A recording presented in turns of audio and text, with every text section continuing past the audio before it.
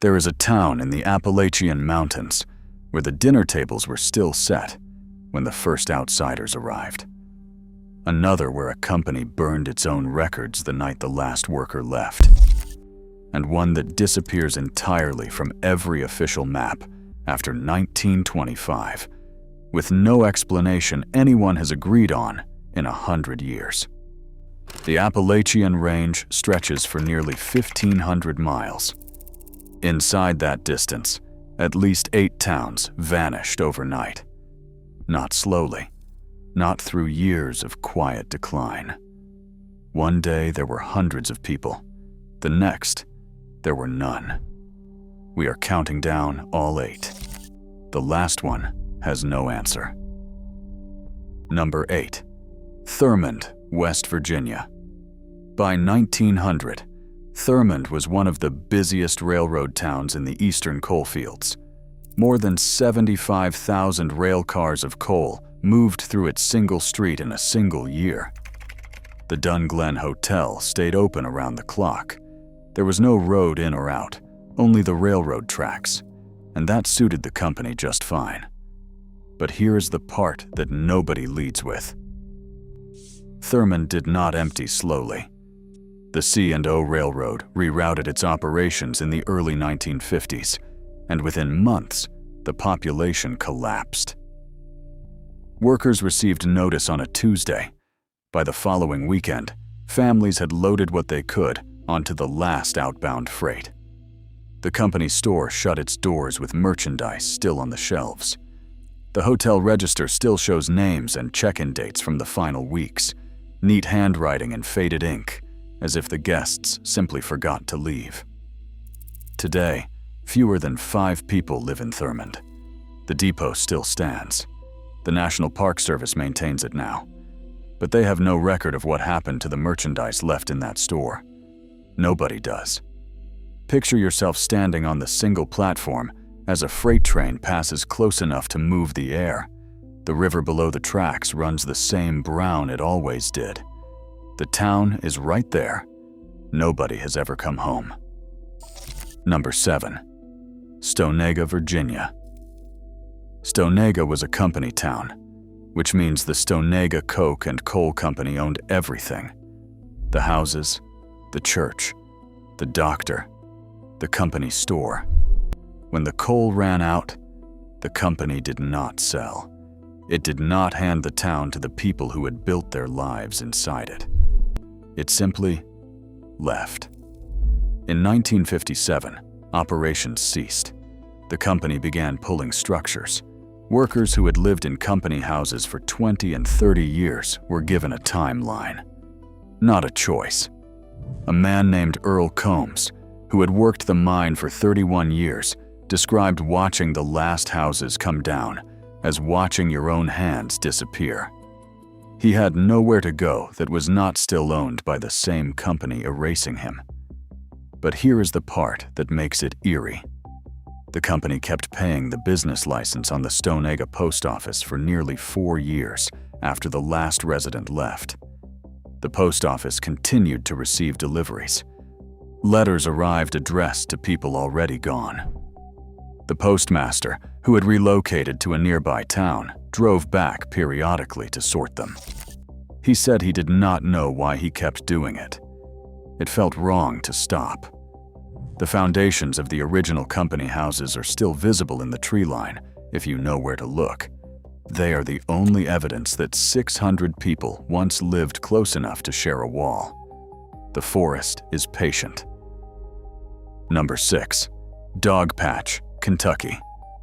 Dogpatch sits in Breathitt County, which locals called Bloody Breathitt since the feuding years of the late 19th century. The town grew around a timber operation in the 1910s. By 1923, it had a school, a post office, and roughly 300 residents. The timber company's ledgers from the final months still exist in the Breathitt County Archive. Those records show something that a local historian named Carolyn Webb spent 30 years piecing together. The company knew the timber supply was exhausted 18 months before it told anyone in the town. For a year and a half, management continued collecting rent on company housing, continued running the company store on credit, and continued sending workers into the hills for wood that was no longer worth cutting. When the announcement came in April 1923, residents had 6 weeks to leave. Most had spent their savings at the company store. Most owed back rent. They left with less than they arrived with. But here is what the ledgers cannot explain. The schoolhouse was cleaned out before the announcement. The desks were stacked. The slates were wiped. Someone knew before the residents did, and someone prepared accordingly. Picture yourself standing where the school once was, the tree line close, the county road below. The archive is 40 miles away. The ledgers are still there. The answers are not. Number 5. Elkhorn City, Kentucky. In the spring of 1927, a flood destroyed the lower town in a single night. 43 families lost their homes before dawn. The coal company that owned the surrounding operations offered temporary housing in the mine camp above the ridge, and that offer quietly became permanent. Within 18 months, the original town site had been stripped for timber and the lots absorbed into company holdings. A woman named Ida Prater wrote to her sister that nobody spoke about what had happened to the lower town. It was as if the water had taken the memory along with the houses. The question that still carries no clean answer is this: was the flood a natural turning point, or was it a convenience? Picture yourself standing on the bank where the lower street once ran. The ridge is still above you. The water is calm now. Number 4. Red House, West Virginia. The man who emptied Red House was named Thomas Felton. He was a regional manager for a northern steel company that had purchased mineral rights to the surrounding hills in 1934. In February 1942, Felton sent a single letter to the county seat declaring that Red House was a temporary settlement on private land and that its residents had no legal claim to their homes. He was correct. The land had been sold to the company without any disclosure of the people already living on it. 92 residents were given 30 days to vacate. One family refused. They were removed by the county sheriff on Felton's written authority. That removal took 4 hours. That family had worked the same land for 3 generations. The company sold the mineral rights 18 months later without ever extracting anything from the ground it had cleared of people. Number 3. Beech Creek, North Carolina. Beech Creek did not empty because of a company or a flood. It emptied because of a vote. By 1938, the community had been declining for 15 years. The young had left for the cities. The fields were harder to work with fewer hands, and the winters longer with fewer neighbors to share them. In the spring of 1938, the remaining 31 residents held a meeting in the church and voted to leave together. They did not want to dwindle until only the oldest remained on the mountain with no one to bury them. They chose to go as a whole rather than dissolve into silence, piece by piece. They left in a convoy on a Thursday in June. They locked the church and took nothing they could not carry. Some returned decades later and found the pews still in rows and the hymnals on their ledges. Nothing had moved. Number 2. Scotia, Virginia. Scotia was a coal camp that closed in 1952. But here is the part that is not finished. In 2019, a federal court settled a legal dispute over the original Scotia land.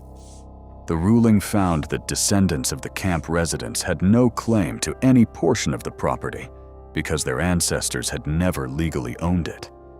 The families had lived there for generations. They had cleared the hillsides, built the structures, raised children, and buried their dead in that ground. None of it gave them standing. The company had always owned the soil beneath everything they made. The sign at the road entrance still reads, Scotia. Nobody has taken it down. Number 1. Nora, Virginia. Nora appears on survey maps from 1903. By 1925, it is gone from every county record, every post office directory, and every list of settlements in the region. People who lived in the surrounding hollows told county researchers in the 1930s that Nora had a church, a schoolhouse, and a general store. No building survives. No photograph has been verified. Nothing has been confirmed. No one has agreed. Local accounts give 3 different causes for the disappearance, and none of them agree on the year. One says disease. One says a flood. One says the people decided there was nothing left worth staying for and dispersed across the county over a single winter without ceremony. The mountains kept whatever Nora was. They are not giving it back.